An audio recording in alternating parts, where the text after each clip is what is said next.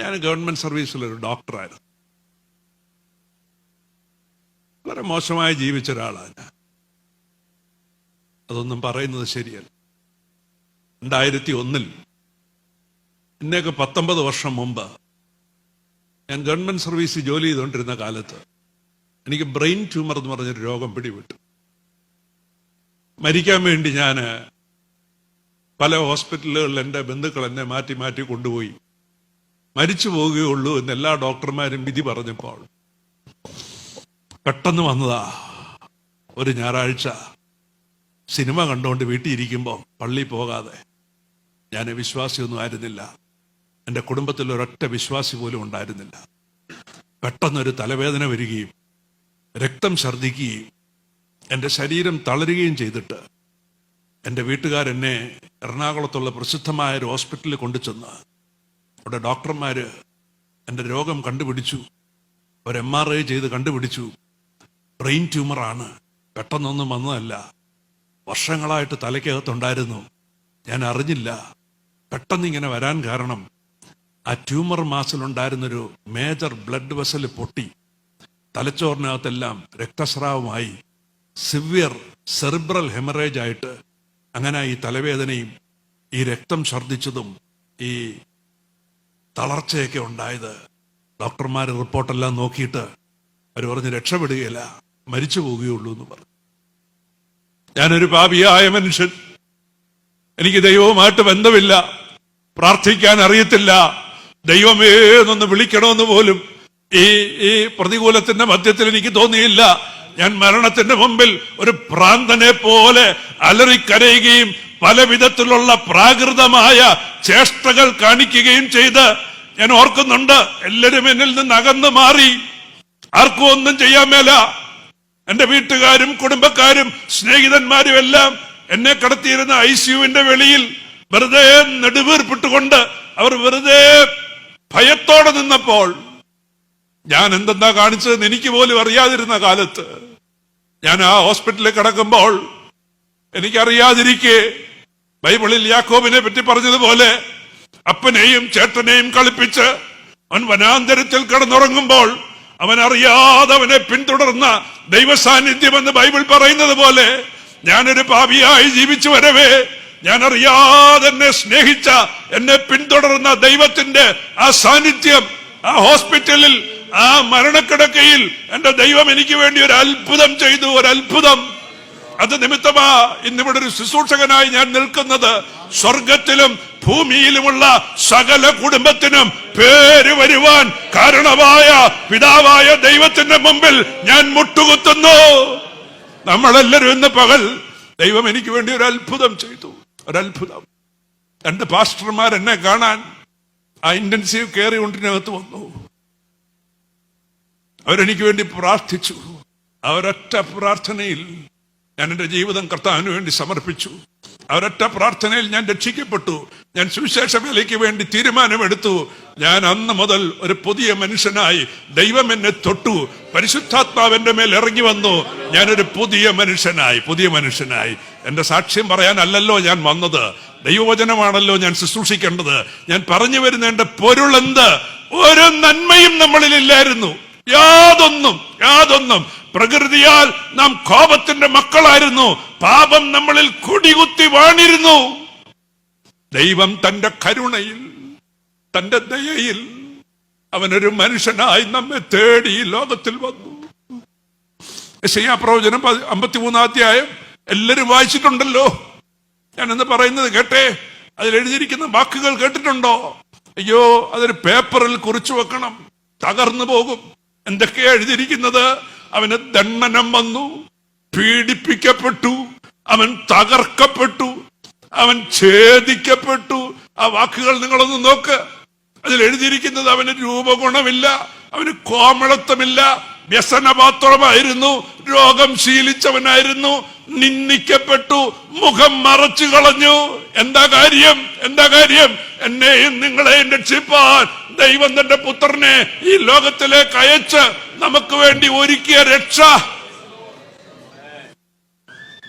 ഗൊൽഗോഥായുടെ മുകളിൽ മരക്കുരിശിന്മേൽ അവനെ തൂക്കിയിടുമ്പോൾ അവിടെ മുതലാ ആ വ്യഥ അതിന്റെ പാരമ്യതയിലെത്തുന്നത്. അതിനു മുമ്പുള്ള ഒന്നുമല്ല. വാറുകൊണ്ടടിക്കുന്നതും മുൾക്കിരീടം വെക്കുന്നതും മുഖത്ത് തുപ്പുന്നതും ഒന്നുമല്ല. കർത്താവിന്റെ ദാസന്മാർക്കും ബൈബിൾ വായിച്ചിട്ടുള്ളവർക്കും അറിയാം, സുവിശേഷകന്മാരാരും അത് രേഖപ്പെടുത്തിയില്ല. ക്രിസ്തുവിന്റെ ആ വ്യഥ ഒരു വരി മാത്രമേ എഴുതിയുള്ളൂ. 4 സുവിശേഷകന്മാരും ഒരൊറ്റ വരി എഴുതിയുള്ളൂ, അവനെ ക്രൂശിച്ച ശേഷം.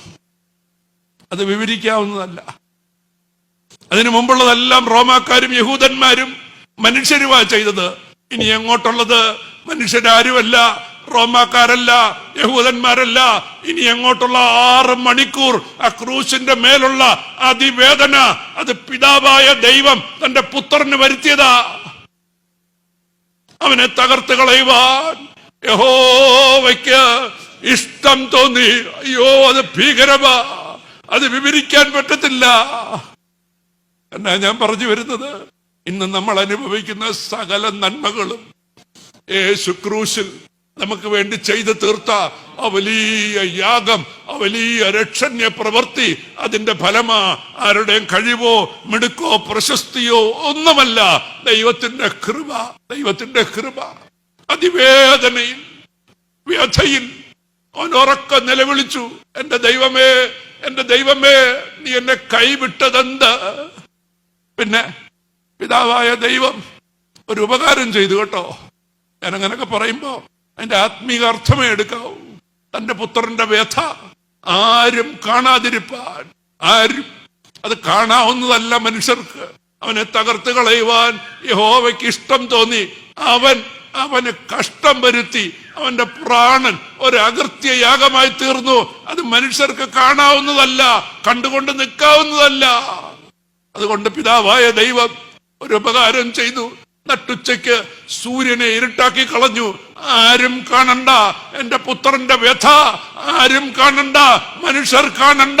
നിങ്ങളെ സൗന്ദര്യമുള്ളവരാക്കാൻ, എന്നെ സൗന്ദര്യമുള്ളവരാക്കാൻ കർത്താവിന്റെ ദാസൻ ഓർപ്പിച്ച പോലെ നമ്മുടെ ജീവിതത്തിൽ വെളിച്ചം വരേണ്ടതിന്, പ്രത്യാശ ഉണ്ടാകേണ്ടതിന് അവിടെ നടന്നത് അറിയാതെ പോകരുത്.